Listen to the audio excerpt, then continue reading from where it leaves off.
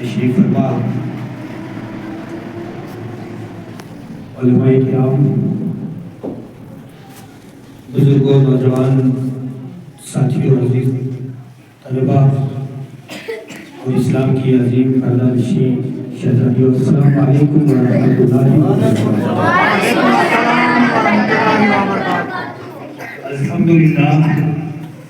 الحمدللہ نحمده ونستعینه ونستغفره ونؤمن به ونتوکل علیہ ونعوذ باللہ من شرور انفسنا ومن سیئات اعمالنا، من يهده الله فلا مضل له ومن يضلله فلا هادي له، واشهد ان لا اله الا الله وحده لا شريك له، واشهد ان سيدنا مولانا محمدا عبده ورسوله،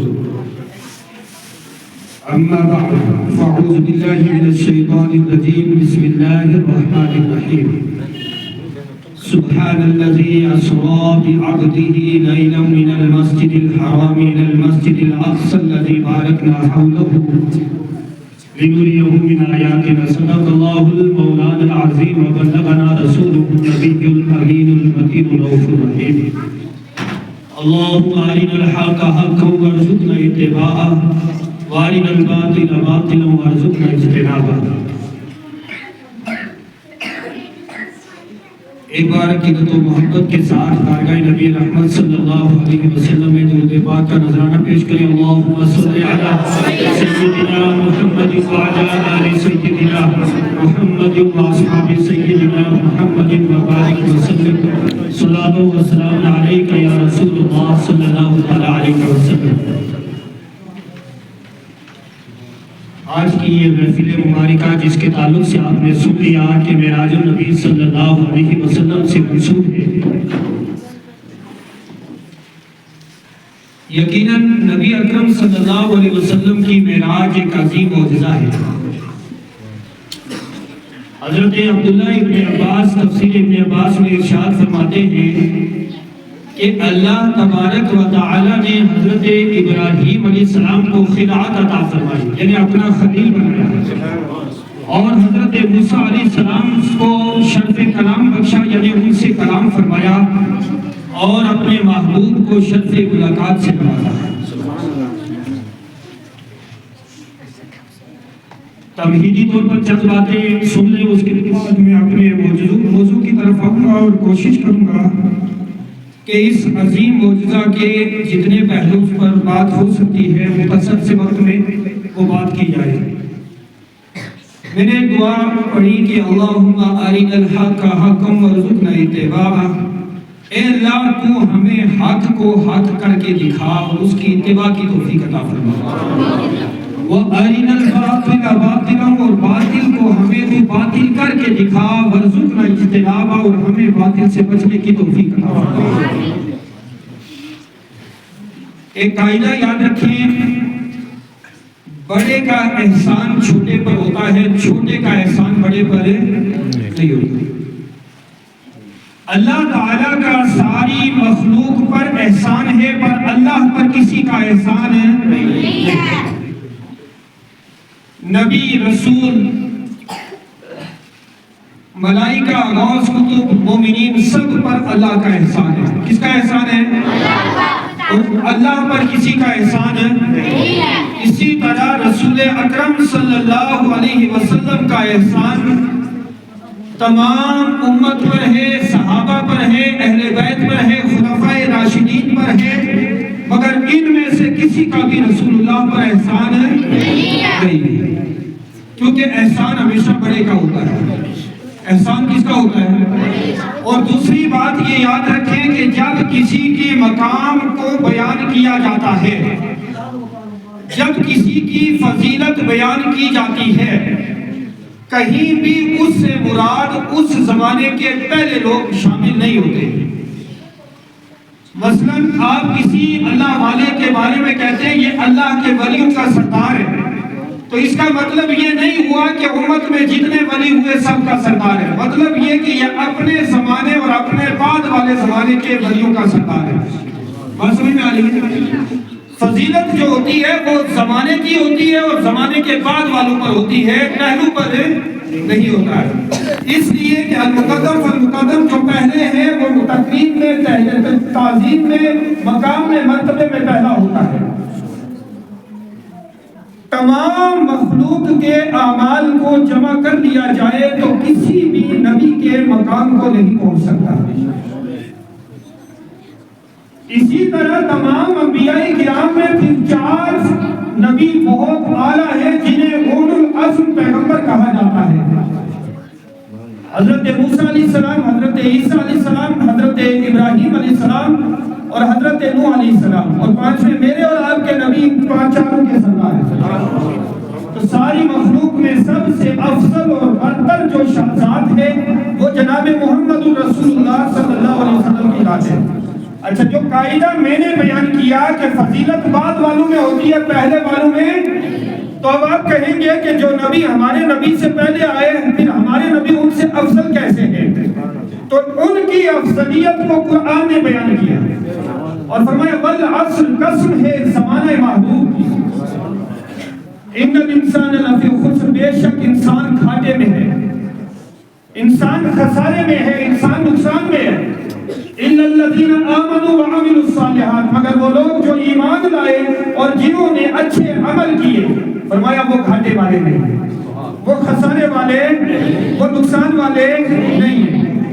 وتواصوا بالحق وتواصوا بالصبر، جو ایک دوسرے کو حق کی وصیت کرتے ہیں اور صبر کی تلقین کرتے ہیں، یہ لوگ خسارے والے نہیں۔ تو یہاں جو جس زمانے کی قسم کھائی، فرمایا محبوب تیرے زمانے کی قسم، اس لیے کہ زمانہ ابن آدم کی شروعات ہوتی ہے آدم علیہ السلام سے، تو زمانے نے ترقی کرنا شروع کی آدم علیہ السلام سے۔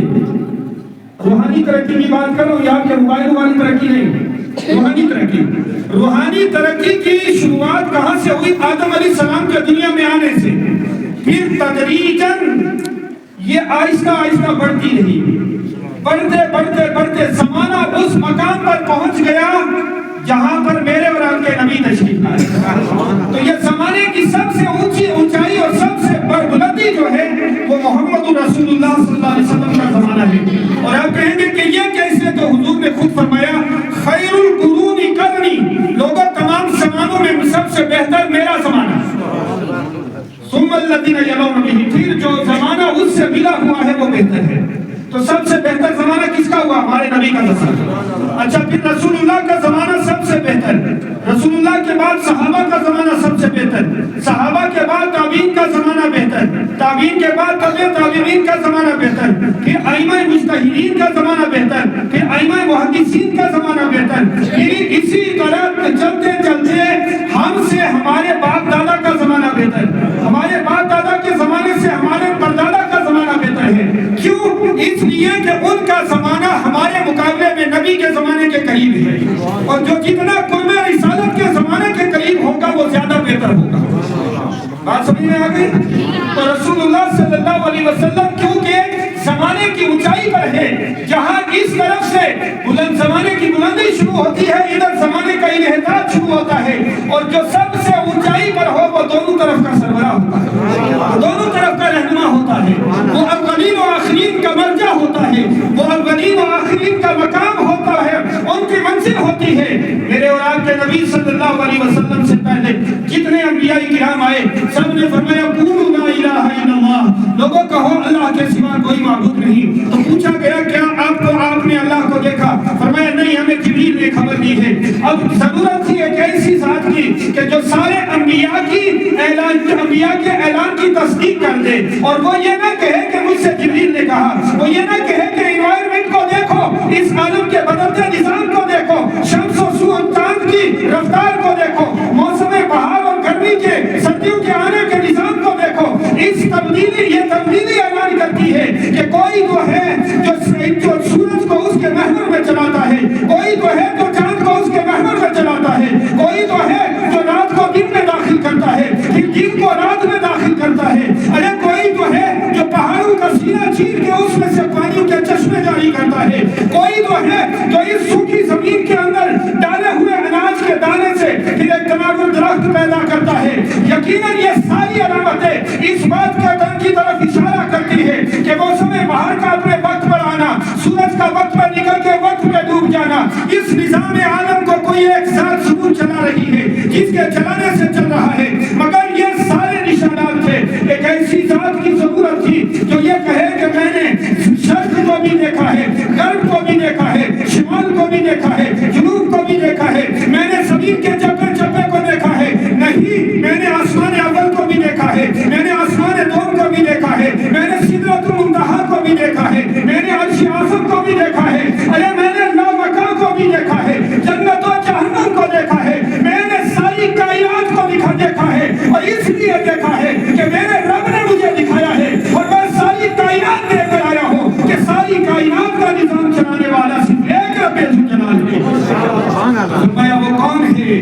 فرمایا وہ جس نے معراج کی رات میں جن سے ملاقات کی، وہ جس نے اپنے دیدار سے مجھے مشرف کیا ہے، وہ جو کعبہ قوسین و ادنیٰ کی منزلوں میں قریب آیا، دو کمانے اور اس سے بھی زیادہ قریب ہوا. اور صحابہ نے عرض کی یا رسول اللہ صلی اللہ علیہ وسلم، جب معراج کی رات آپ نے رب کا دیدار کیا، آپ کی حالت کیا تھی؟ کیا آپ بے ہوش ہو گئے تھے؟ کیا آپ حیران ہو گئے تھے؟ میرے نبی فرماتے ہیں نہ ما زاغ البصر وما طغى. قرآن بیان کرتا ہے نہ آنکھیں حیران ہوئی نہ دماغ گیا، بلکہ فرمایا رأیت ربی فی احسن صورۃ، میں نے اپنے رب کو بہت اچھی شکل میں دیکھا. فرمایا آپ کی کیفیت کیا تھی؟ فرمایا میں اس وقت مسکرا رہا تھا. سبحان اللہ.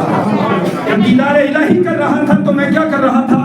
مسکرا رہا تھا. مقام مصطفیٰ بتاتا ہے رب ذوالجلال نے، اور ایک بات اور یاد رکھے، اللہ تبارک و تعالیٰ سراپا نور ہے اور ہم خاک ہیں. ہم کون ہیں؟ خاک کا اور نور کا آپس میں کوئی تعلق نہیں ہے. خاک ادنا، نور اعلیٰ.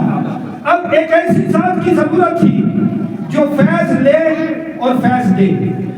اگر وہ ذات صرف نور کا جسم ہوتی فیض لے سکتی تھی مگر خاکیوں کو فیض دے نہیں سکتی تھی، اور اگر وہ صرف خاکی ہوتی تو فیض نور سے لے نہیں سکتی. اللہ تعالیٰ نے اپنے نبی کو وہ ذات بنایا جن کی حقیقت نور ہے، لباس بشری ہے، تاکہ نور سے فیض بھی لیں، بشر کو فیض بھی دے، تاکہ نور سے فیض لیں اور بشر کی ہدایت کا سامان بھی پیدا کرے. الحمدللہ میں آپ سے عرض کر رہا تھا کہ زمانہ رسول اللہ کا سب سے افضل، پھر صحابہ کا زمانہ افضل. ایک بات یاد رکھیں، میرے نبی صلی اللہ علیہ وسلم نے ارشاد فرمایا اے لوگوں اتبعوا السواد الاعظم، مسلمانوں کی سب سے بڑی جماعت کے ساتھ رہنا. بولے نا، مسلمانوں کی اس سے الگ نہیں ہونا، اس سے الگ. میں آپ سے یہ پوچھنا چاہتا ہوں، آج سے 10 سے 20 سال پہلے یہ پلمبری فرقہ دنیا میں نہیں تھا، کیونکہ مرزا انجینئر نہیں آیا تھا، تو یہ علمی کتابی فرقہ دنیا میں نہیں آیا. تب کون تھے؟ ہم تھے نا.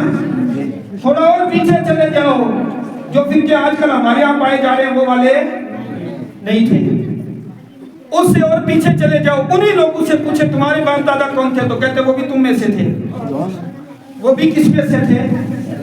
ہر دور کا مطالعہ کرو آپ، اسلام میں جتنے بھی گمراہ فرقے آئے وہ سب بعد میں آئے، ان کا ایک زمانہ ہے، لمٹ ہے. مگر سنیو تمہاری لمٹ رسول اللہ تک جاتی ہے.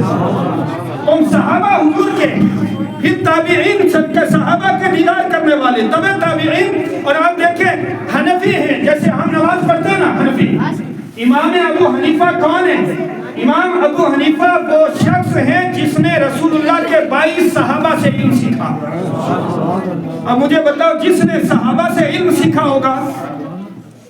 اور پھر حضرت عبداللہ ابن مسعود رضی اللہ تعالیٰ عنہ، جلیل القدر صحابی، ایسے صحابی جو ہمیشہ حضور کے گھر میں رہتے تھے. سرکار نے فرمایا عبداللہ ابن مسعود کو میرے گھر میں آنے کے لیے اجازت کی ضرورت نہیں ہے، کیونکہ عبداللہ ابن مسعود ہم میں سے ہے. کن میں سے ہے؟ ہم میں سے ہے، میرے گھر والوں میں سے ہے. اللہ اکبر. وہ عبداللہ ابن مسعود فرماتے ہیں، جامع ترمذی کی حدیث ہے، فرمایا لوگوں الا اسلمکم صلاۃ النبی صلی اللہ علیہ وسلم، کیا میں تم کو رسول اللہ کی نماز نہ پڑھاؤں؟ میں تمہیں رسول اللہ جس طرح ہمیں نماز پڑھاتے تھے ویسی نماز پڑھ کے دکھاؤں؟ تو سب نے کہا ہاں ہمیں آپ ایسی نماز پڑھیے، پڑھا کے دکھائیے۔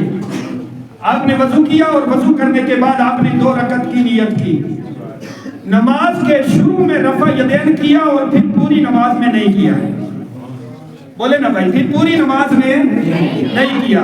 تو اب مجھے یہ بتاؤ، ایک صحابی کہتا ہے میں تمہیں رسول اللہ کی نماز پڑھا رہا ہوں اور پھر وہ شروع میں رفع یدین کرتا ہے، پھر نماز میں رفع یدین ہے، تو مجھے آپ بتاؤ صحابی رسول اللہ کی مخالفت کرے گا؟ نہیں کرے گا نا۔ اور وہ صحابی جسے رسول اللہ نے اس امت کا مفتی بنایا ہو، وہ صحابی جس کے بارے میں حضرت عمر کہتے ہیں کہ اگر تمہاری ضرورت نہ ہوتی تو اے لوگوں میں عبداللہ ابن مسعود کو کبھی اپنے سے دور نہ کرتا، مگر میں چاہتا ہوں کہ وہ تمہیں دین کی بات سکھائے، قرآن سکھائے۔ بات سمجھ میں آ گئی؟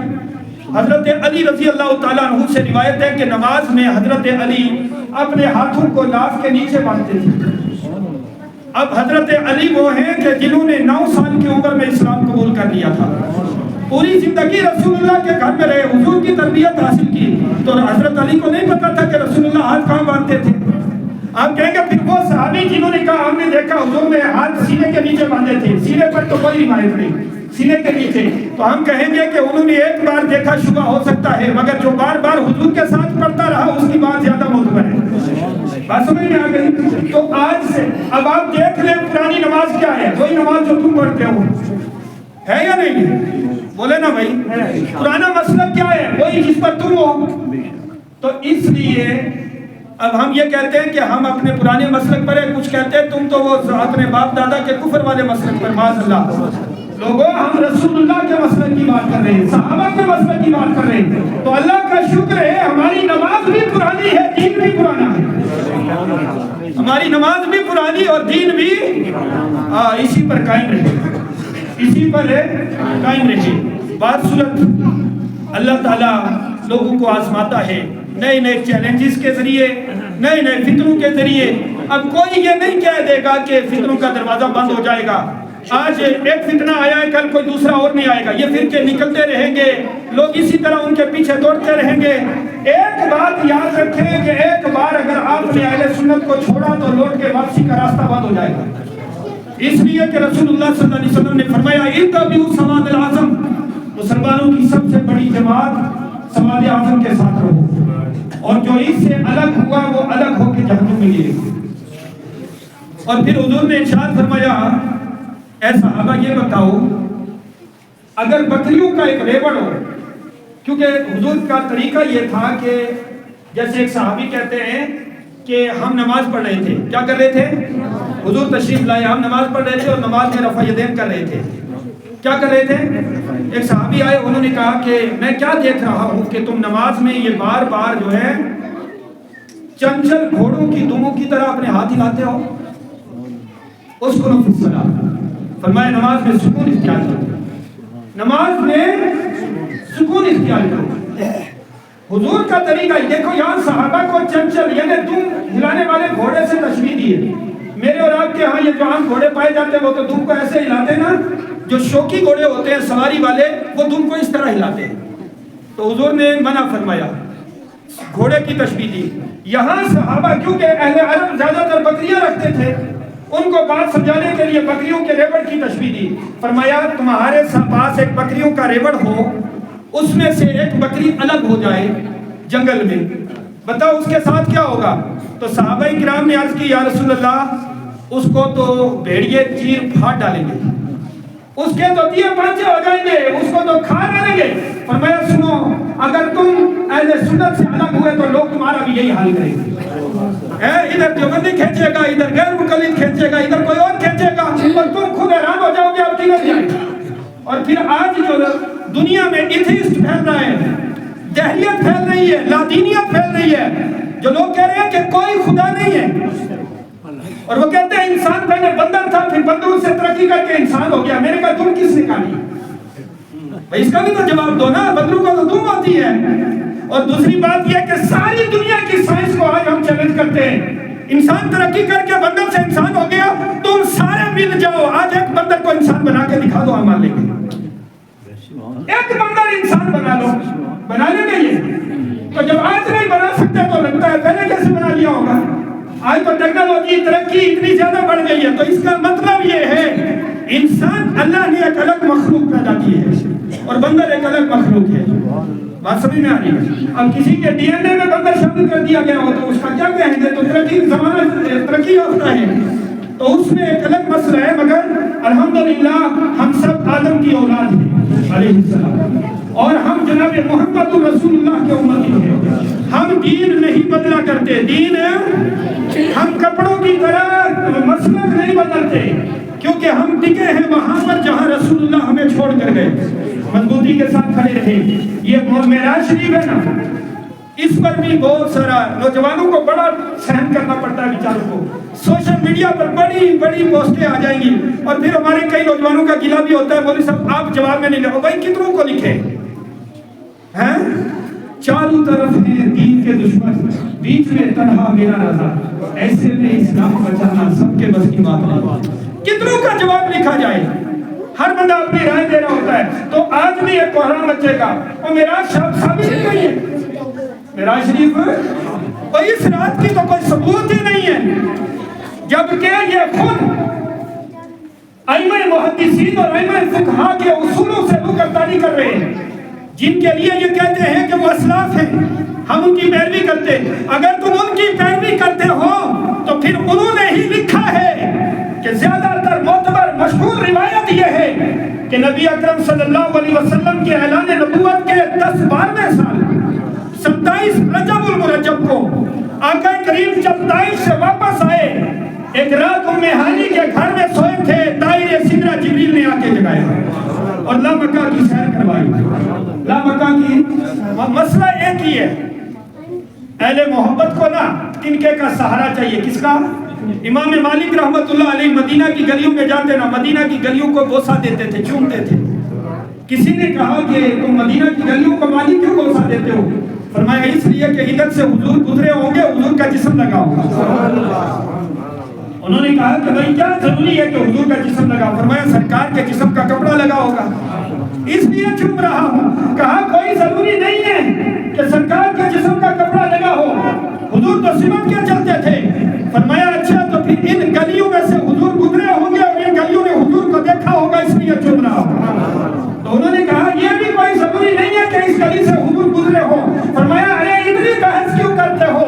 ادھر سے نہ گزرے ہو، مدینہ میں جو ہوا چلی ہوگی وہ جسم رسول سے لگی ہوگی اور پھر ان گلیوں سے لگی ہوگی، میں اسی نسبت کو چون رہا ہوں۔ تو عاشقوں کو سہارا چاہیے، محبت اپنے محبوب کے ذکر کا۔ معراج کی رات بھی رسول اللہ کے ذکر کی معراج رات ہے، اللہ نے جو نبی پر انعام کیا اس انعام کی رات ہے۔ مجھے بتائے رب کے دیدار سے بڑا کوئی انعام ہو سکتا ہے؟ نہیں ہو سکتا۔ جنتیوں کو بھی جو سب سے بڑا آخر میں انعام ملے گا وہ رب کا دیدار ہوگا۔ تو جس محبوب کو دیدار الہی نصیب ہوا، پھر کہتے ہیں جی حضرت عائشہ صدیقہ رضی اللہ تعالیٰ عنہا ارشاد فرماتی ہیں کہ جو لوگ یہ کہتے ہیں کہ رسول اللہ کو جسمانی معراج ہوئی وہ جھوٹ بولتے ہیں، اس لیے کہ جس رات حضور کو معراج ہوئی حضرت حضور میرے بستر سے غائب نہیں تھے۔ ہم کہتے ہیں اماں عائشہ سچ کہتی ہے، ہمارا ایمان ہے اس پر، مگر سنو حضرت عائشہ حضور کے حجرے میں حضور کے نکاح میں آئی مدینہ میں اور معراج ہوئی مکہ میں۔ ارے جب حضور کو معراج ہوئی ابھی حضرت عائشہ حضور کے حجرے میں آئی نہیں تھی۔ میرے نبی کو اللہ نے بہت بار معراج کروائی، ایک بار جسمانی کروائی باقی روحانی کروائی، اور روحانی معراج حضرت ابن عباس کہتے ہیں وہ مکہ میں ہوئی ہے۔ کہاں پر ہوئی؟ وہ کیسے ہوئی؟ اللہ اکبر۔ میرے اور آپ کے نبی صلی اللہ علیہ وسلم نے ارادہ کیا، کیونکہ سرکار نے 10 سال تک 12 سال تک مسلسل مکہ میں تبلیغ کی، مگر مکہ کے لوگ ماننے کو تیار ہیں۔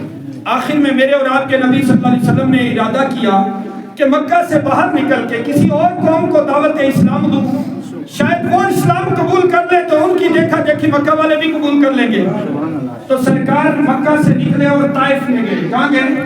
طائف کون سی جگہ ہے؟ زمین کا وہ ٹکڑا جو ملک شام کا ایک پہاڑ ہے، اور طائف کو طائف اس لیے کہتے ہیں، آپ پورے عرب میں چلے جائیں آب زمزم کے علاوہ آپ کو چشمہ نہیں ملے گا، مگر طائف میں آپ کو چشمے بھی ملیں گے، طائف میں پہاڑیاں بھی ملیں گی، باغات بھی ملیں گے اور ٹھنڈ بھی ملے گی، اس لیے کہ طائف در حقیقت عرب کی زمین کا حصہ نہیں ہے۔ اللہ تعالیٰ کے حکم سے جبریل نے ملک کے شام کے اس پہاڑ کو اٹھایا اور اٹھانے کے بعد اس کو 7 پھیرے لگوائے خانہ کعبہ کے آس پاس. کتنے؟ طائف اس لیے کہتے ہیں کہ اس زمین کے خطے نے طواف کعبہ کیا، پھر اس کو حجر اسود کی سمت میں لا کے اس طرف میں رکھ دیا جو طائف کا مقام ہے. طائف میں 3 سردار تھے، ان کے پاس رسول اللہ صلی اللہ علیہ وسلم گئے، کیونکہ اس زمانے میں قبائلی نظام تھا، سرکاری نظام تھا، تو اگر سردار بات مان لے تو پورا قبیلہ مان لیتا. ان کو دعوت دینے کے لیے آپ گئے تو ان میں سے ایک نے آپ سے ملنے سے انکار کر دیا، دروازہ بند کر دیا. دوسرے نے کہا کہ محمد خدا کو نبی بنانے کے لیے تو ہی ملا.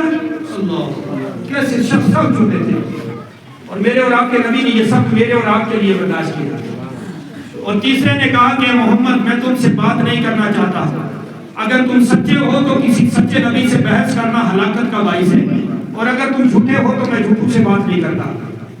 سرکار ادھر سے مڑے، قوم کو دعوت دی تو ان تینوں سرداروں نے قبیلے کے تمام نوجوانوں کو ابھارا.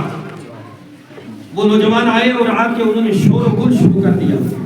جاہلوں کی ہمیشہ یہ عادت ہوتی ہے کہ جب گفتگو ہو نا اور لوگ ان کو لگتا ہے کہ گفتگو اثر کرنے لگی تو وہ روڑا کر دیتے ہیں، ہلا مچا دیتے ہیں، ادم کاٹ دیتے ہیں تاکہ بات اثر ہے. انہوں نے شور و گل مچانا شروع کر دیا. جب شور مچا، اللہ اکبر، ان نوجوانوں نے پتھر جمع کر لیے راستوں کے کناروں پر، پتھروں کے ڈھیر لگا لیے. حضور جب طائف سے نکلنے لگے نا تو انہوں نے کیا کیا کہ حضور کے پیروں پر پتھروں کی بارش کرنی شروع کر دی. اب کیونکہ وہ اوپر پتھر نہیں مارتے تھے، ان کو پتا تھا کہ اگر حضور کو نقصان پہنچا تو مکہ والے، آپ کے خاندان والے ہم سے بدلہ لیں گے، تو اس لیے وہ حضور کے پیروں پر پتھر مارتے. اور سرکار جب ایک پیر آگے رکھتے تو پتھروں کی بارش ہو جاتی، دوسرا رکھتے اس پر بارش ہو جاتی. درد کی شدت سے حضور بیٹھ جاتے. دو بدبخت آگے بڑھتے، حضور کو ہاتھوں بازو سے پکڑ کے اٹھا کے آگے لگیتے اور پھر سارے لوگ پتھر مارتے. اللہ، کتنی تکلیف اٹھائی نا ہمارے نبی نے ہمارے لیے. تصور کرو کبھی ہم نے، کاش ہم نماز 5 وقتہ ہی کی پابندی کر لیں، کیونکہ حضور نے فرمایا لوگوں نماز میں میری آنکھوں کی ٹھنڈک ہے. ہم نے کیا دیا اسلام کو؟ ہمیں اسلام نے نام دیا، اسلام نے ایک جینے کا مشن دیا، اور مرنے کے بعد کے بے شمار انعامات دیے، ایک سوسائٹی، ماحول، معاشرہ دیا. کھانے کے لیے ہمیں پاک اور حلال دیا، حرام سے دور رہنے کا قاعدہ اور قانون اسلام نے دیا. میں نے اور آپ نے اسلام کو کیا دیا؟ میرا اور آپ کا اسلام میں کیا حصہ ہے؟ بس یہ کہ اسلام کے نام پہ کھایا، اسلام کے نام پہ چلے، مگر اسلام پر نہیں چلے. آئیں آج عہد کریں کہ جس نبی نے ہمارے لیے پتھر کھایا ہم اس کا راستہ بھی کیا، ہم اس کی راہ بھی چلیں گے، اس کا لایا ہوا تحفہ بھی قبول کریں گے. میرے نبی صلی اللہ علیہ وسلم نے جب طائف سے نکلے نا، پتھروں کی شدت کی وجہ سے حضور کے پیر زخمی ہو گئے، اور پیروں سے جو خون نکلا اس کے ذریعے سے پیر نالین کے اندر پھنس گئے. حضور بنی شیبہ کے باغ میں آئے، آ کر آپ نے بہت کوشش کے ساتھ اپنے پیروں میں سے نالین کو اتارا اور اس خون کو دھویا. اس وقت حضور کے پاس فرشتے آسمانوں پر چیخ اٹھے، عرض کرنے لگے مولا ان کافروں نے تیرے محبوب کے ساتھ اس قدر شدید بغض کا اور اس قدر ظلم کا مظاہرہ کیا، اب اے اللہ اس قوم کو ہلاک کر دے. اللہ تعالیٰ نے فرمایا اچھا. ہوا کے فرشتے فرمایا جاؤ میرا محبوب جو کہے اس کی ماننا. ہوا کا فرشتہ آیا اور کہنے لگا، اور آپ سوچو گے ہوا کا فرشتہ کر کیا سکتا ہے، تو یہ بات یاد رکھیں، میرے اور آپ کے نبی صلی اللہ علیہ وسلم نے فرمایا اللہ تعالیٰ نے سب سے سخت چیز جو پیدا کی ہے وہ پتھر ہے. کیا ہے؟ جس نے زمین کو روک کے رکھا ہے. پھر پتھر سے سخت اللہ نے لوہا پیدا کیا جو پتھر کو بھی توڑ دیتا ہے. پھر لوہے سے زیادہ اللہ نے آگ کو سخت پیدا کیا جو لوہے کو بھی پگھلا دیتی ہے. پھر آگ سے زیادہ اللہ نے سخت پانی کو پیدا کیا جو آگ کو بھی بجھا دیتا ہے. پھر پانی سے سخت اللہ نے ہوا کو پیدا کیا جو اپنے آندھی طوفان کے ذریعے سمندر کی لہروں کو اچھال دیتا ہے. اور فرمایا پھر اللہ نے اس سے بھی سخت اگر کسی چیز کو پیدا کیا وہ صدقہ ہے جو بلاؤں کو ٹال دیتا ہے. فرمایا سب سے مضبوط چیز جو اللہ نے پیدا کی وہ صدقہ ہے جو بلاؤں کو کیا کر دیتی ہے. آندھیوں کو، طوفانوں کو، بلاؤں کو ٹال دیتی ہے۔ شرط یہ ہو کہ اللہ کی رضا کے لیے اس طرح صدقہ دیا جائے کہ دایاں ہاتھ دے اور بائیں کو خبر بھی نہ ہو جاتی ہو۔ آج بہت سارے لوگ میں ہمارے یہاں یہ بھی ہوتا ہے، کروڑوں کے مالک ہوتے ہیں، 10 روپے چندہ دے دیتے ہیں۔ اگر کوئی کہے یار اللہ نے آپ کو تو نوازا ہے، آپ تھوڑا ٹھیک چندہ دے، تو وہ کہتے ہیں مولوی صاحب دل کی خوشی سے جو ہو جائے، ادھر خوشی نہیں نظر آتی جو تم نے لاکھوں یا کروڑوں جمع کیے ہیں۔ بھائی جس طرح رب نے تمہیں سخاوت سے دیا ہے، تم بھی اسی طرح رب کی اس سنت کو، رب کی اس عظیم صفت کو اختیار کرو، تم بھی اسی طرح سخاوت کرو، انشاءاللہ رب کبھی کمی نہیں کرے گا، بلکہ وہ صدقہ کو والے مال کو بڑھا دیتا ہے۔ صدقہ والے مال کو کیا کر دیتا ہے؟ بات صورت ہوا کا فرشتہ آیا، اس نے عرض کیا یا رسول اللہ اجازت دیجیے میں اس وادی کو اٹھا کے پلٹ دوں گا۔ آپ نے فرمایا ٹھہر جاؤ۔ پہاڑ کا فرشتہ آیا، عرض کی یا رسول اللہ اجازت دیجیے ان دو پہاڑوں کو آپس میں ٹکرا کے اس وادی کو نصف و نابود کر دوں۔ انہوں نے فرمایا ٹھہر جاؤ۔ اسی طرح حضرت زید رضی اللہ تعالیٰ عنہ، زید بن حارثہ حضور کے ساتھ تھے سفر میں، عرض کی یا رسول اللہ دعا کریں نا ان کافروں کو اللہ ہلاک کر دے جنہوں نے آپ کو اتنی تکلیف دی۔ حضور نے فرمایا اب تم سب آمین کہو اور میں دعا کرنے لگا ہوں۔ تو فرشتے بھی اور حضرت زید بن حارثہ فرماتے ہیں ہم نے یہ سوچا اب وہ دعا ہونے والی ہے کہ ابھی طائف کی بربادی ہوگی۔ آمینہ کے لال نے ہاتھوں کو اٹھایا اور عرض کی اے اللہ اس قوم نے مجھے پہچانا نہیں ہے، تو انہیں میری معرفت عطا فرما، مولا تو ان کو ہدایت عطا فرما، ان کی بستیوں پر امن عطا فرما، یا اللہ تو ان کی خیر فرما۔ فرشتوں نے عرض کی یا رسول اللہ یہ کیسی دعا ہے؟ فرمایا اگر یہ ایمان نہیں لایا تو ان کی نسلیں ایمان لائیں گی، مگر مجھے رب نے ساری کائنات کے لیے رحمت بنا کے بھیجا ہے، میں کسی کی ہلاکت نہیں چاہتا۔ ہم اس اسلام کے ماننے والے ہیں جو کسی ایک انسان کی بھی ہلاکت کو پسند نہیں کرتا۔ میرے نبی طائف سے واپس آئے، اچھا بنو شیبہ کے اس باغ میں آپ بیٹھے ہوئے ہیں، ادھر جو ہے باغ کے مالک باغ میں موجود تھے، انہوں نے دیکھا حضور کی حالت کو دیکھا، قریب نہیں آئے، مگر وہ خاندانی غیرت جاگی، انہوں نے اپنے غلام عداس جو نصرانی تھا اس کے ہاتھ انگور دیے، کیا دیے؟ یہ لے جاؤ اور محمد کی بارگاہ میں پیش کر دو۔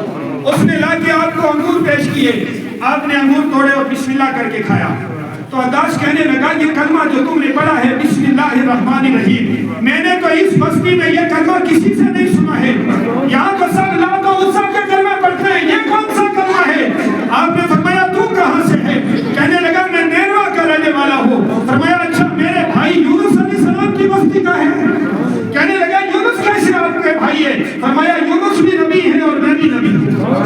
اللہ اکبر۔ عداس نے جان پڑھ کے اور حضور سے پوچھی، ہاتھ چومنے لگا، پیر چومنے لگا، کلمہ پڑھ کے مسلمان ہو گیا۔ اللہ اکبر۔ جب مسلمان ہو گیا واپس گیا تو اس کے مالکوں نے کہا تو نے یہ کیا کیا؟ تو اس دیوانے کے ہاتھ اور پیر کیوں چوم رہا تھا؟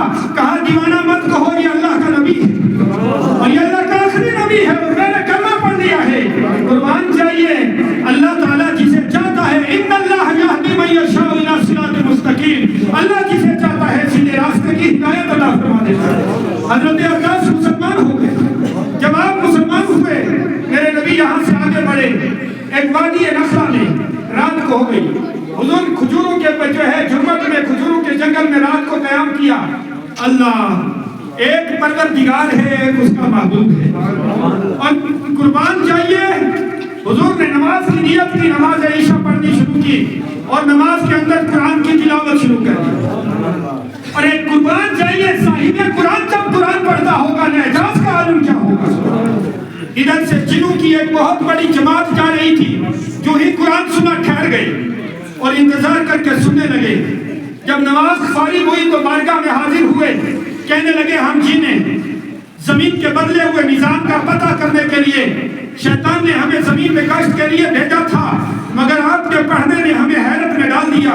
آپ کون ہیں؟ تو حضور نے ان پر اسلام کی دعوت پیش کی، جب جنوں کا وہ پورا لشکر مسلمان ہو گئے۔ اللہ محتاج تھوڑی نا انسانوں کا، میں اور آپ سنی رہیں گے تو اسلام زندہ رہے گا نہیں، اللہ کسی اور قوم کو لے آئے گا جو اسلام کی ہم سے بہتر خدمت کرے گا۔ اس لیے شکر ادا کرے رب کا کہ رب نے ہمیں مسلمان بنایا ہے، اور پھر اس اسلام پر مضبوطی سے کھڑے رہے۔ جن مسلمان ہو گئے بڑا لشکر، حضور وہاں سے مکہ آئے، حضرت ام ہانی کے گھر میں ٹھہرے تھے جو حضرت علی کی بہن تھی. رات کا پچھلا پہر تھا.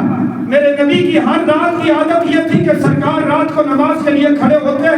حضرت یہی عبداللہ ابن مسعود فرماتے حضور رات کو اٹھتے وضو کر کے نماز کے لیے کھڑے ہوتے. فرماتے میں بھی اٹھ جاتا شوق میں کہ حضور کے ساتھ نماز پڑھوں گا. فرماتے حضور اتنی لمبی نماز پڑھتے کہ میں تھک کے بیٹھ جاتا. مگر سرکار کا جتنا لمبا قیام ہوتا, جتنی دیر کھڑے رہتے اور جتنی دیر کھڑے رہتے, ایک رکعت میں پوری سورہ بقرہ پڑھتے. جتنا لمبا رکوع اتنا قیام, اتنا ہی لمبا رکوع, جتنا لمبا رکوع اتنے ہی لمبے سجدے کیا کرتے تھے.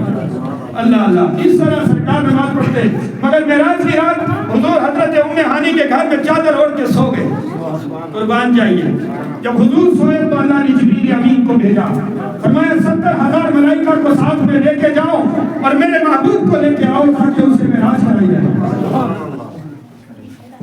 تاکہ اسے کیا کروائی جائے؟ آپ تنگ تو نہیں آ گئے؟ حضور کا معراج سننے آئے ہو تو انشاءاللہ تنگ ہونے والی بات ہے. آج کل یہ سوشل میڈیا کا ستیہ ناش ہو, ان موبائلوں نے ایسی عادت خراب کی. ہر بندہ سوچتا ہے کہ سوشل میڈیا پر سن لوں گا. کون مولویوں کی مسجد میں بیٹھ کے سنے؟ اللہ کی قسم, ایک سانس پر مسجد میں آپ کچھ مت پڑھو منہ سے, صرف جو سانس لیتے ہو نا, ہر سانس پر بھی تمہارے نام میں اللہ ایک نیکی لکھتا ہے.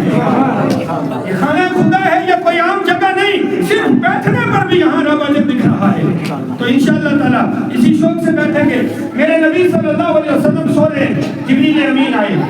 اب دیکھا دروازہ بند ہے, کنڈی کھٹکھٹائیں تو حضور کے آرام میں خلل آئے گا. کچھ لوگ کیا کہتے ہیں, یار اس طرح کے لوگ بھی مسلمان ہیں. مجھے بتاؤ یہ بھی اسلام کا کوئی پہلو ہے؟ کہتے ہیں جی کوئی نبی پیغمبر رسول فرشتہ کوئی نبی پیغمبر کوئی ولی جو ہے اپنا پیشاب نہیں روک سکتا. ارے قرآن پر حدیث پر میرے نبی صلی اللہ علیہ وسلم کی حدیث موجود ہے, نبی چاہے تو اپنی موت کو بھی روک دیتا ہے. میرے نبی کی تقریر کی, خطاب فرمایا اور خطاب کے اندر رسول اللہ نے ارشاد فرمایا, لوگوں اللہ نے اپنے ایک بندے کو اختیار دیا, چاہے تو وہ دنیا میں رہے اور چاہے تو وہ میرے پاس آ جائے. فرمایا اس بندے نے اللہ کے پاس جانا پسند کیا. جب یہ بیان کیا صحابی راوی کہتے ہیں ہم نے دیکھا حضرت ابو بکر صدیق رونے لگے. ہم نے کہا یہ بڈھے کو کیا ہو گیا, یہ کیوں رو رہا ہے؟ اس شیخ کو کیا ہو گیا, یہ کیوں روتا ہے؟ حضور نے کسی آدمی کا واقعہ بیان کیا کہ اللہ نے اس کو زندگی اور موت کا اختیار دیا. مجھے اور آپ کو زندگی موت کا اختیار ملتا ہے؟ نہیں ملتا نا. موت کا وقت اذا جاء اجل لا یستأخر ساعة ولا يستقدم. جب موت کا وقت آئے گا, ایک گھڑی نہ پہلے آئے گی نہ بعد میں آئے گی, وہ اپنے ٹائم پر آئے گی. مگر پیغمبر کی بارگاہ میں موت بھی آتی ہے تو ہاتھ باندھ کے اجازت مانگتی ہے. قربان جائیے. میرے نبی نے فرمایا اللہ نے ایک بندے کو اختیار دیا, چاہے تو دنیا میں رہے چاہے تو آخرت کو پسند کرے. فرمایا اس نے اللہ کی ملاقات کو پسند کیا. حضرت ابو بکر رونے لگے. راوی کہتے ہیں ہم نے پوچھا آپ کیوں روتے ہیں؟ فرمایا تم جانتے ہو وہ بندہ کون ہے؟ وہ بندہ میرے اور آپ کے محبوب جناب محمد رسول اللہ. کسی اور کو یہ اختیار نہیں ملتا, اللہ نے یہ اختیار اپنے نبی کو دیا ہے. اور یہ بھی تو حدیث موجود ہے. حضرت اسرائیل علیہ السلام موسیٰ علیہ السلام کی روح نکالنے کے لیے آئے. موسیٰ علیہ السلام سے پہلے ملاقات تھی دوست موسیٰ علیہ السلام کی اور اسرائیل علیہ السلام کی. تو موسیٰ علیہ السلام نے فرمایا تھا میری موت سے پہلے مجھے خبر دے دینا تاکہ تیاری کر لوں. کیا کر لوں؟ نبی ہر وقت تیاری میں ہوتا ہے, مطلب ملاقات ہو جائے, لوگوں سے بات چیت ہو جائے, تیاری کر لوں. حضرت اسرائیل آئے, پوچھا کیسے آنا ہوا؟ فرمایا آپ کی موت کا وقت آ گیا. فرمایا میں نے نہیں کہا تھا پہلے بتا دینا. اس نے کہا میں نے 3 قاصد بھیجے, بچپن, جوانی اور بڑھاپا, میرے یہ 3 ہی قاصد آتے. موسیٰ علیہ السلام جلال والے پیغمبر, ہاتھ اٹھایا, تھپڑ مارا, حضرت اسرائیل کی آنکھ نکل گئی. آنکھ ہاتھ میں لے کے خدا کی بارگاہ میں پہنچے. عرض کی پروردگار اگر وہ تیرا کلیم نہ ہوتا میں اس کی آنکھ نکال دیتا. میرا یہ حل کیا اس نے. اللہ نے فرمایا اے اسرائیل ناراض نہ ہو, وہ میرا محبوب ہے اور میں نے اس کو جلالی بنایا ہے, وہ جلال والا ہے. اللہ عز کی مولا اب کیا کروں, وہ تو قریب جانے نہیں دیتا. آپ کہتے ہو نبی رسول اپنا پیشاب نہیں روک سکتے. یہ کون سا دین ہے یار؟ ادب کا ہست زیر آسمان نازک ترا درش, نفس گم کردہ میاں یبی جا جھولے دو با یزید. اس آسمان کے نیچے اگر سب سے بڑی کوئی ادب کی جگہ ہے تو وہ میرے محبوب کا گنبد خضرا ہے, جہاں جنید بغدادی اور با یزید بستامی بھی اپنا نفس گم کر کے آتے ہیں. اس بارگاہ میں اتنے بے لگام ہو گئے. اللہ اکبر کبیرہ. اب سنیں اللہ نے فرمایا جنت میں جاؤ، وہاں سے ایک مینڈا لے جاؤ، موسیٰ علیہ السلام کے سامنے کھڑا کر دینا اور ان سے کہنا اس مینڈے کے اوپر دونوں ہاتھ رکھ دو، جتنے بال ہاتھوں کے نیچے آ جائیں گے اتنی عمر اور لکھ دی جائے گی۔ موسیٰ علیہ السلام نے فرمایا پھر کیا ہوگا؟ جب مینڈا لایا گیا کہا اس پر ہاتھ رکھو، آپ نے فرمایا کیا ہوگا؟ کہا اتنی عمر لکھ دی جائے گی۔ کہا پھر کیا ہوگا؟ کہا پھر موت آئے گی۔ فرمایا میں کوئی موت سے ڈرتا تھوڑی ہوں، تو نے وعدہ خلافی جو کی، یہ سزا تجھے اس لیے ملی کہ وعدہ خلافی کی، میں تو ابھی چلنے کے لیے تیار ہوں، مجھے کسی اور عمر کی ضرورت۔ تو نبی چاہے تو موت کو ٹال سکتا ہے، تم کہتے ہو پیشاب نہیں روک سکتا، یا تم اپنے باپ کے بارے میں، چچا کے بارے میں، مسجد کے امام کے بارے میں، کوئی امام صاحب کا پیشاب نہیں رکتا، اچھا لگے گا؟ کوئی یہ جملہ پسند کرے گا؟ کوئی بندہ شوگر کا مریض ہے، اسے پیشاب لگتا ہے بار بار، تو اسی کو کہو تم پیشاب نہیں روک سکتے، وہ بھی نہ پسند کرے گا۔ ارے کلمہ بھی پڑھتے ہو اور نبی کے بارے میں اس طرح کے جملے بھی کہتے ہو، یہ کون سا اسلام ہے یار؟ اللہ کا شکر ہے ہم ادب والے لوگوں میں ہیں، اللہ کا شکر ہے ہم محبت والے لوگوں میں ہیں۔ اب سنیں، حضرت ابو بکر نے فرمایا وہ بندہ جس کو رب نے اختیار دیا نا، وہ میرے اور آپ کے محبوب جناب محمد رسول اللہ۔ اللہ اکبر۔ میرے نبی کے صحابہ رونے لگے، حضور نے ارشاد فرمایا ہے میرے صحابہ رونا، حیاتی خیر لکم و مماتی خیر لکم، میری زندگی بھی تمہارے لیے بہتر ہے اور میرا دنیا سے جانا بھی تمہارے لیے بہتر ہے۔ عرض کی حضور آپ موجود ہیں یہ تو ہمیں سمجھ میں آتا ہے کہ بہتر ہے، مگر جب آپ چلے جائیں گے یہ کیسے بہتر ہے؟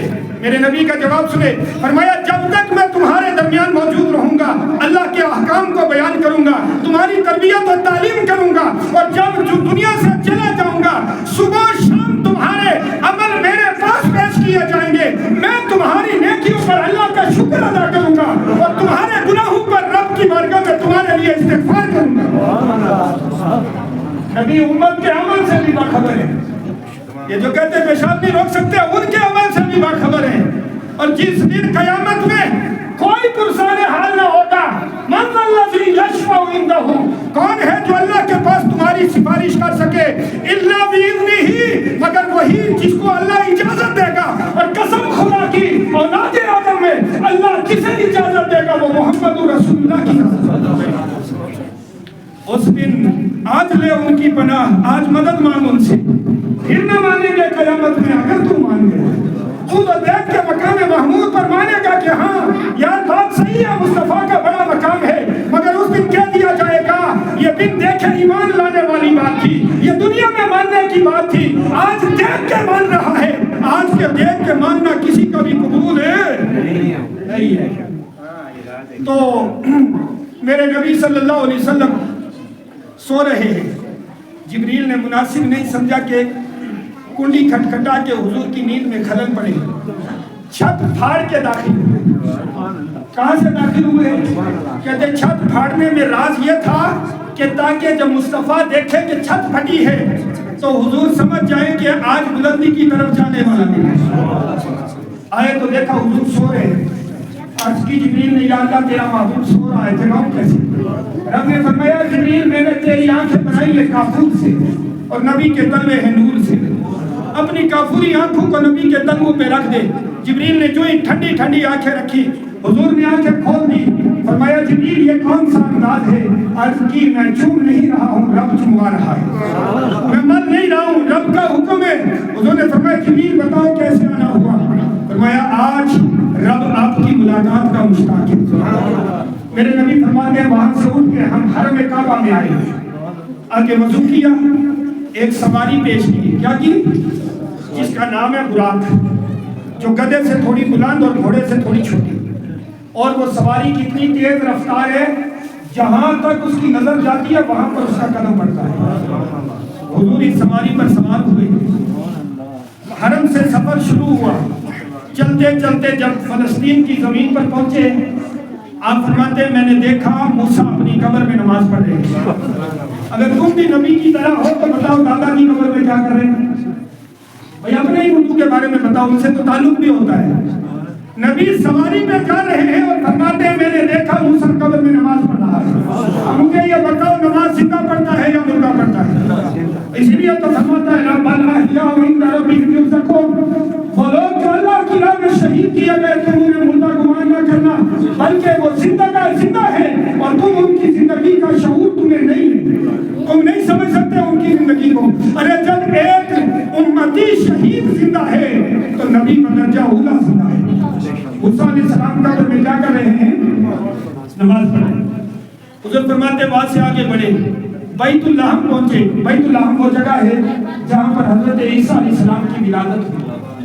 حضور جبریل نے عرض کی یا رسول اللہ، سواری روک لی، عرض کی حضور نیچے اتریے اور 2 رکعت نفل پڑھیے۔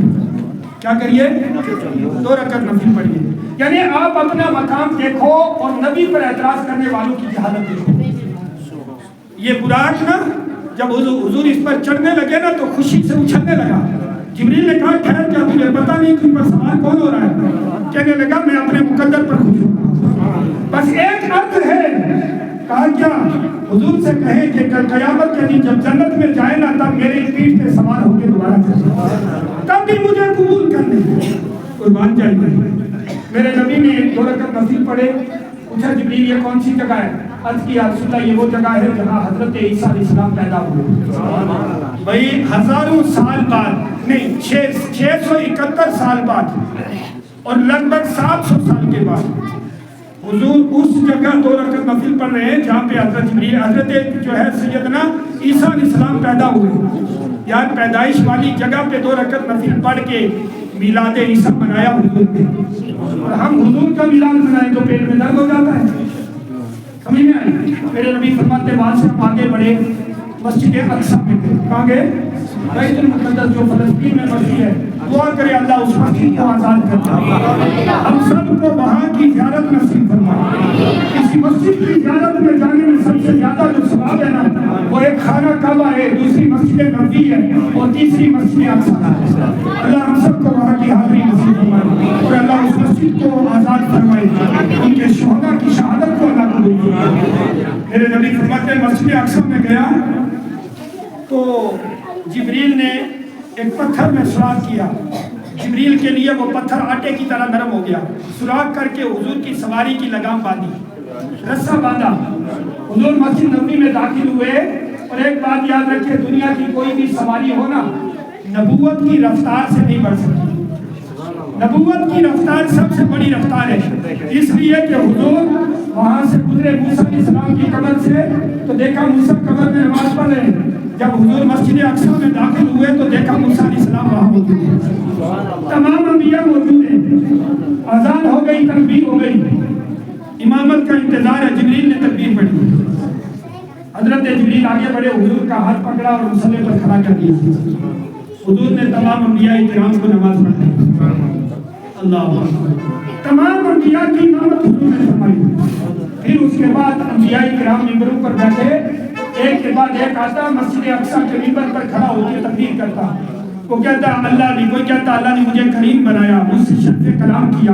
کوئی کہتا اللہ نے مجھے خلیل بنایا، یعنی اپنا دوست کہا۔ کوئی کہتا اللہ نے مجھے بغیر باپ کے پیدا کیا، روح اللہ کہا۔ حضرت سیدنا عیسیٰ علیہ السلام سارے بیان کرتے رہے۔ آخر میں میرے نبی آئے، فرمایا میں تم سب کی تصدیق کرتا ہوں، میں تم سب کی تصدیق کرتا ہوں، اور اب سنو اللہ نے مجھے اپنا حبیب بنایا، اور سنو رب نے مجھے یہ مقام دیا ہے کہ قیامت کے دن جب تک میں نہ دعا کروں رب کی بارگاہ میں تب تک کسی کو شفاعت کا حق نہیں ملے، اور جب تک میں اور میری امت جنت میں داخل نہ ہو جائے تب تک کوئی اور جنت میں داخل نہیں ہو سکتا۔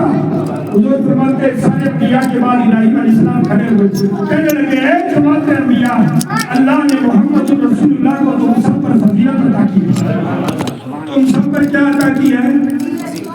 اب حضور فرماتے بعد سے ایک نوری سیڑھی لائی گئی، درود پاک پڑھے، درود ہوئی کام موجود تھے مسجد اقصی میں۔ حضور کی امامت میں نماز پڑھ رہے، حضور نوری سیڑھی پر گئے، مگر حضرت سیدنا آدم حضور سے بھی پہلے جو ہے آسمان پر ہوتا۔ میں نے کہا تھا کوئی بھی رفتار ہو نبوت کی رفتار سے زیادہ، اور دوسری بات یہ بھی پتہ چلی کہ دنیا سے جانے کے بعد اللہ والوں کی رفتار اور بڑھ جاتی ہے۔ وہاں سے آگے بڑھے، دوسرے آسمان پہ ادریس علیہ السلام سے ملاقات، اسی طرح تیسرے پہ موسیٰ علیہ السلام، عیسیٰ علیہ السلام، پھر جا کے حضرت نوح علیہ السلام سے ملاقات، اور آخر میں حضرت ابراہیم علیہ السلام 7ویں آسمان پر بیت المعمور سے، یہ جو ہمارا خانہ کعبہ ہے نا، اسی خانہ کعبہ کے اوپر 7ویں آسمان پر فرشتوں کا قبلہ ہے. کیا ہے؟ جس کو کہتے ہیں بیت المعمور. کیا نام ہے؟ 7ویں آسمان پر فرشتوں کا قبلہ. تو حضرت سیدنا ابراہیم اس سے ٹیک لگا کے بیٹھے ہیں. میرے حبیب جب پہنچے نا تو سلام کیا، آپ نے سلام کا جواب دیا اور کہا کہ بیٹا مبارک ہو تمہیں مبارک ہو، رب نے تمہیں اس مقام سے. حضور فرماتے ہیں، کچھ لوگ کہتے ہیں یہ روحانی تھا. کیا تھا؟ میرے نبی فرماتے ہیں جب میں موسیٰ علیہ السلام کے پاس سے آگے بڑھا نا تو موسیٰ علیہ السلام رو پڑے، کہنے لگے یہ نوجوان میرے بعد آیا مگر مجھ سے سبقت لے گیا، مجھ سے آگے بڑھ گیا. اللہ اکبر. وہاں سے میرے نبی فرماتے ہیں پھر ہم ایک پرندے کے پروں پر سوار ہو کے سدرۃ المنتہا پر گئے. جب وہاں پہنچے تو جبریل رک گئے. حضور نے فرمایا جبریل آگے بڑھو. عرض کی یا رسول اللہ اگر بال برابر بھی یہاں سے آگے بڑھ گیا نا تو تجلی سے میرے پر جل جائے گا. ہاں گر یک سرے ہوئے برتر مرم بسوزے تجلا سوزر پرم. اگر ایک بال برابر بھی آگے بڑھ گیا تو تجلی سے میرے پیر کیا ہو جائیں گے. اب جبریل سے حضور نے فرمایا جب میرے جد اعلیٰ ابراہیم علیہ السلام نارے نمرود میں جا رہے تھے تو تم نے کہا تھا اے ابراہیم اگر کوئی حاجت ہو تو مجھ سے کہو، میں رب کی بارگاہ میں پہنچا دوں گا. اور میرے جد اعلیٰ نے پوچھا تھا جبریل تو کہاں تک جا سکتا ہے؟ تو نے کہا تھا میں وہاں تک جا سکتا ہوں جہاں نہ کوئی فرشتہ جا سکتا ہے، نہ کوئی نبی نہ رسول. فرمایا جبریل آج میں وہاں جا رہا ہوں جہاں تو بھی نہیں جا سکتا، بتا اگر کوئی حاجت ہے تو مجھ سے کہہ. جبریل نے عرض کی حضور ایک ہی حاجت ہے. ہاں عرض کی حضور جب قیامت کے دن آپ کی امت پل صراط سے گزرے گی نا، بال سے زیادہ باریک تلوار سے زیادہ تیز پل ہوگا، گزرنا بہت مشکل ہوگا. میری تمنا یہ ہے کہ اس دن پل صراط پر میں اپنے پروں کو بچھا دوں تاکہ آپ کی امت میرے پروں پہ سے گزرے. پل سے گزارو راہے گزر کو خبر نہ ہو، جبریل پر بچھائیں پر کو خبر نہ ہو. آپ دیکھیں اور سید الملائکہ جبریل امین تمنا کرتے ہیں یا رسول اللہ میں آپ کی امت کے قدموں کے نیچے اپنے پر بچھانا چاہتا ہوں. ہمیں بھی سوچنا چاہیے کہ ہم اس لائق بن رہے ہیں. ہم نے وہ دعویٰ محبت پورا کیا، ہم تو سویرے گئے تو سویرے والوں کے ساتھ، دوپہر والا ملا دوپہر والوں کے ساتھ، شام والا ملا شام والوں کے ساتھ، اور رات کو گھر آ کے اگر کوئی اور آیا تھا تو پھر اس کے ساتھ. نہیں یہ نہیں سمجھے. ہاں یک در کی محکم بگی، ایک در پکڑ لے مضبوطی سے پکڑ لے، اور وہ در ہے در رسول. کوئی کہے گا خدا کا در پکڑو، ارے خدا دروں سے پاک ہے. نبی کا در پکڑو کہ خدا کا یہی ہے در، نہیں اور کوئی مفر مکر. جو وہاں سے ہو یہی آگے ہو، اور جو یہاں نہیں وہ وہاں بھی. یعنی جسے خدا کی بارگاہ کی مقبولیت چاہیے اس کو چاہیے کہ وہ رسول کی بارگاہ میں آئے. جس سے رسول راضی اس سے خدا راضی ہے، اور جس سے رسول ناراض ہے اس سے خدا راضی نہیں ہوتا. اس لیے کہ خدا نے اپنی رضا کو محبوب کی رضا میں رکھا ہے. اب حضور یہاں سے آگے بڑھے عرش اعظم تک، پھر وہاں سے لا مقام ہے، پھر کعبہ قوسین کی منزلوں میں، اور اس سے ادنا فاصلے پر رب کی ملاقات ہوئی. رب نے اس رات اپنے محبوب سے فرمایا محبوب کوئی تحفہ بھی لائے ہو؟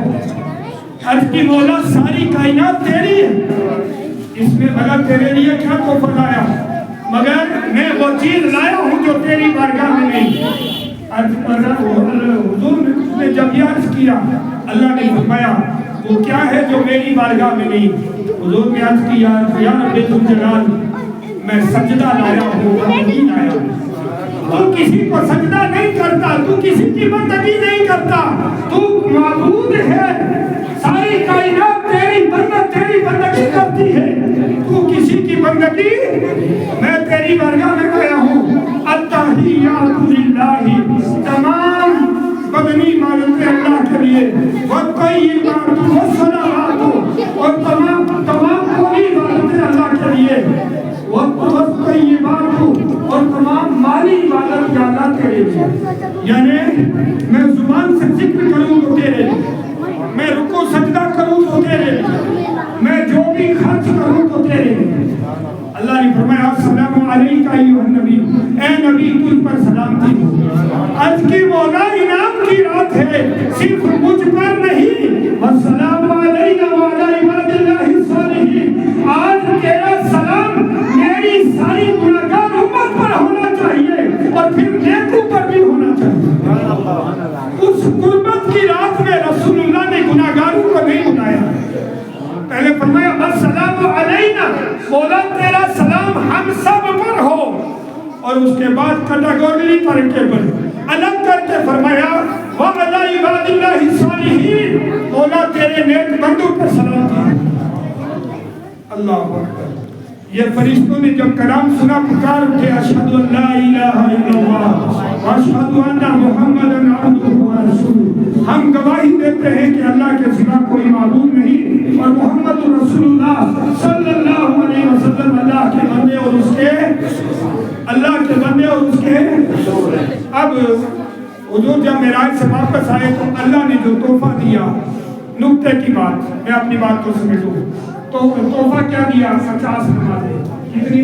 50 حضور لے کر آئے۔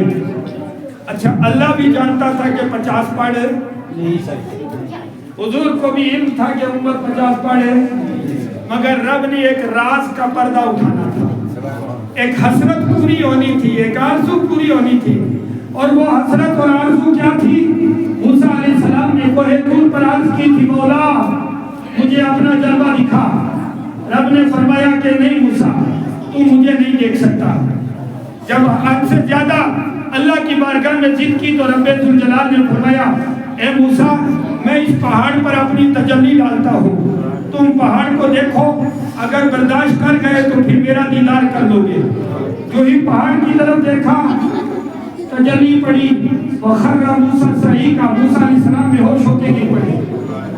اچھا وہ تجلی دیکھی، تجلی کا کمال یہ تھا، موسیٰ علیہ السلام فرماتے ہیں اللہ اکبر، فرمایا اس تجلی کا اثر یہ ہوا میری آنکھوں کا نور اتنا بڑھ گیا کہ 40 میل دور رات کی تاریکی میں کالے پہاڑ پر کالی چونٹی کو چلتا ہوا دیکھ دیتا۔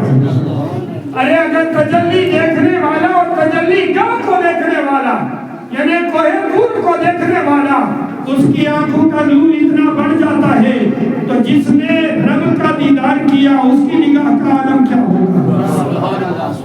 سر عرش پر ہے تیری نظر، نیلے فرش پر ہے تیری نظر، ملکوت و ملک میں کوئی شے نہیں یا رسول اللہ جو تجھ پر عیا نہیں ہے۔ اب میرے نبی سے موسیٰ علیہ السلام نے عرض کی یا رسول اللہ صلی اللہ علیہ وسلم رب نے آپ کو کیا تحفہ دیا؟ حضور نے فرمایا 50 نمازیں۔ عرض کرنے لگے حضور امت بہت کمزور ہے، میں نے امتوں کو جانچا ہوا ہے، معاملات دیکھے ہیں، یہ 50 پڑھے۔ اللہ کی بارگاہ میں واپس جائیے، اللہ کی بارگاہ میں واپس جائیے اور عرض کیجئے کہ کم کریں۔ اچھا گئے، عرض کی یا اللہ موسیٰ سفارش کرتا ہے کہ زیادہ ہے، اللہ نے فرمایا ٹھیک ہے 5 کم کر۔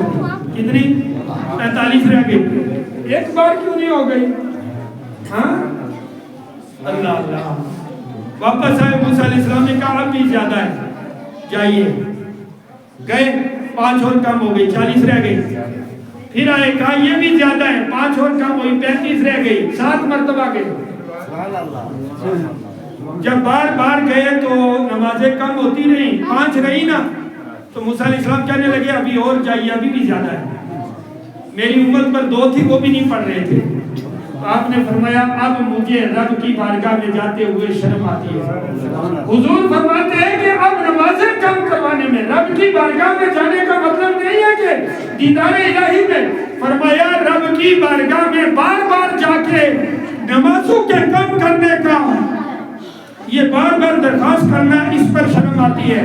اللہ نے فرمایا محبوب در حقیقت موسیٰ کو وہ فکر تو تھی کہ امت پڑھ نہیں پائے گی، اندر کی بات یہ تھی کہ محبوب تو خدا کو دیکھ میں تجھے دیکھوں، یعنی حسرت پوری ہو جائے، وہ کوہ طور والی آرزو پوری ہو جائے، تو رب کو دیکھ میں تجھے دیکھوں، تاکہ وہ تمنا پوری ہوتی رہے۔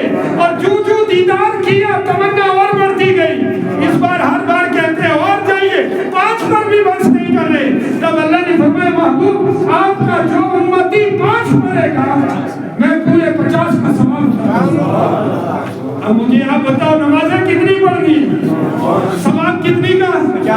مجھے بتاؤ۔ نبی فرماتے ہیں اب نمازیں کم کرواتے ہوئے مجھے حیا آتی ہے، نبی تو حیا آتی ہے، مگر امتی نہ پڑھ کے اس کو حیا نہیں آتی۔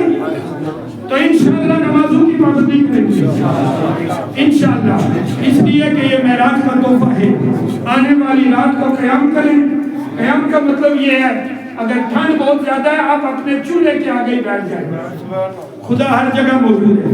مسجد میں آنے کی توفیق ہو جائے، کم سے کم نماز تو مسجد میں پڑھیں، اس کے بعد گھر جا کے چولہا جلا لیں، بیٹھ کے نا تسبیح لے کے بیٹھ جائیں، اللہ اللہ کرتے رہیں۔ حضور پڑھ کے یا اللہ تیرا شکر ہے تو نے اس نبی کا امتی بنایا جس کو معراج رکھا، جس کو نمازیں دی، جس کو قرآن دیا، جس کے ذریعے سے جنت کی نعمتیں ہمارے لیے رکھی۔ اور رات کو اللہ توفیق دے ایک نماز ہے 12 رکعت نفل، کتنے؟ 12 رکعت نفل کی نیت کریں ایک ہی نیت کے ساتھ، ہر 2 رکعت پر تحیات پوری پڑھنی ہے، کتنی؟ مگر سلام نہیں پھیرنا ہے۔ سنتے جو آپ کو یاد ہے ترتیب سے پڑھنا، کس سے پڑھنا؟ یعنی یہ نہیں کہ پہلے اگلی پڑھی پھر پچھلی پڑھی، پہلے قل اعوذ برب الناس پڑھ کے پھر قل اعوذ برب الفلق پڑھی، ایسا نہیں کرنا۔ اور یہ بھی نہیں کرنا کہ ایک سورت پڑھی، خاص کر سورہ جو ہے کسار مفصل میں، یعنی سورہ لم یکن الذی سے والناس تک جب بھی قرآن پڑھے تو یہ یاد رکھیں کہ جب ایک سورت پڑھی نا، اور اگر آپ اس کے ساتھ، بہتر یہ ہے کہ اس کے ساتھ والی اگلی سورت پڑھے، اگر وہ نہیں پڑھتے تو کم سے کم بیچ میں 2 سورتیں چھوڑ کے پڑھیں۔ کتنی سورتیں؟ ایک سورت چھوڑنا مطلوب ہے، ایک سورت چھوڑنا۔ تو اس طرح سے آپ 12 رکعت کی نیت کریں اور ہر رکعت میں ایک سورت پڑھیں سورہ فاتحہ کے بعد۔ اس کے بعد آپ کیا کریں گے؟ ہر 2 رکعت پر تحیات میں بیٹھیں، آخر جب 12 رکعت ہو جائے تو آخری تحیات میں بیٹھ کے سلام پھیر دیں، اس کے بعد 100 مرتبہ تیسرا کلمہ پڑھیں۔ تیسرا کلمہ یاد ہے نا؟ سبحان اللہ والحمدللہ ولا الہ الا اللہ۔ آپ کہیں گے اس رات میں یہ کیوں پڑھنا ہے؟ اس لیے کہ حضرت جبریل حضرت ابراہیم نے حضور سے عرض کی تھی یا رسول اللہ آپ کی امت کے پاس جائیں گے تو میری طرف سے ان کو بات بتا دینا، ایک تحفہ دے دینا۔ حضور نے عرض کی کہ کیا ہے؟ ابراہیم علیہ السلام نے فرمایا رب کی بارگاہ سے یہ رب کے ذکر کا یہ تحفہ ہے کہ جب اپنی امت کے پاس جانا ان سے کہنا جنت کی زمین بہت زرخیز ہے، جنت کی زمین بہت زرخیز ہے، اس میں جتنا ہو سکے بیج لگاؤ، کیونکہ اس کا کوئی بیج ضائع نہیں ہوتا، ہر پودا اگ جاتا ہے۔ فرمایا جنت کی زمین میں کون سا بیج لگائیں، کون سے پودے؟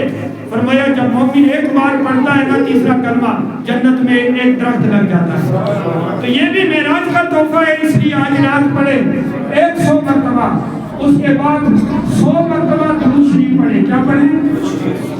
تسبیح رکھ کے پڑھیں، تسبیح نہیں ہے تو ہاتھوں پہ بھی گرے، یہ جو ہاتھوں پہ تسبیح ہوتی ہے نا یہ بہت اچھا کام ہے، قیامت کے دن یہ ہاتھ گواہی دیں گے اللہ کے ذکر کا۔ آئی بات سمجھ میں؟ اس لیے ہاتھوں پہ گن کے بھی پڑھ سکتے ہیں، مگر کیونکہ 100 پڑھنا ہے تسبیح پہلے پڑھیں گے آسانی ہوگی۔ 100 مرتبہ تیسرا کلمہ پڑھیں گے، 100 مرتبہ درود پاک، اس کے بعد جو بھی جائز حاجت ہے وہ اللہ سے مانگے، رب دینے والا ہے۔ اللہ سے دنیا کی آخرت کی جو بھی حاجت ہے وہ مانگے، اپنے مرحومین کے قبرستان میں سے جا کے ان کی قبر کی زیارت کریں، قرآن میں سے جو یادیں پڑھیں ان کو سلام کریں، ان کی روحیں بھی تازہ ہوں گی، ان کو بھی ان کے لیے دعا کریں۔ انشاءاللہ یہ رات اللہ کرے امت مسلمہ کے لیے خیر کا ذریعہ ہو۔